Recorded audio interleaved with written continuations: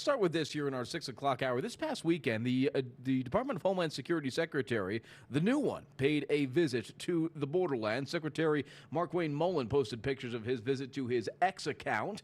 Mullin said he got to meet with the men and women of Customs and Border Protection who protect our homeland.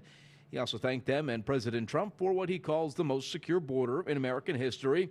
Remember, Mullin replaced Kristi Noem as DHS Secretary last month. Mullin is known for his close friendship with Trump, and during his confirmation, tried to present himself as a steady hand, saying his goal as secretary would be to get the department off the front page news. And even I will have to admit, he has in fact done that. I have not seen his name on the front page news yet. There is still lots of time for that to happen, but it's kind of hard to beat Kristi Noem in that fact. She was basically all the time. Yeah, she spent $200 million putting her face on the front page news. We didn't even know the guy was here. Yeah, that's true. Yeah, had no idea. We would have known if Kristi Noem was coming.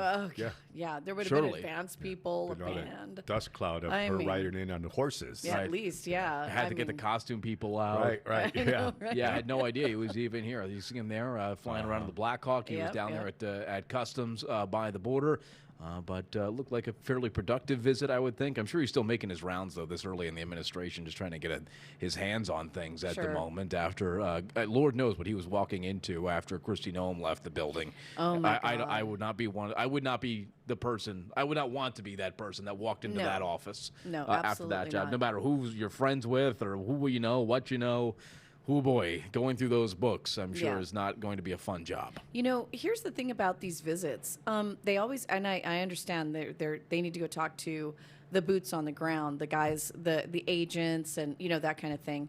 But one of the things that I think is most striking to me is every time I talk to somebody new in the media, somebody who's just come to El Paso, and this is their first time ever in the border, they're like, there's like no surge, there's no wave of migrants, I'm not accosted on the streets. And I really wish these guys would take the time to come talk to like normal everyday El Pasoans. I have that conversation a lot with people from New Jersey. Like I have friends that I talk to in New Jersey, like, oh my God, like you're right by the border. And it's like, and I know. They're like, well, isn't that crazy? I'm like, no. It's probably the least crazy thing ever. There's honestly, like, if you didn't know it was there, like if it wasn't a big old fence, you really wouldn't know it was there. No.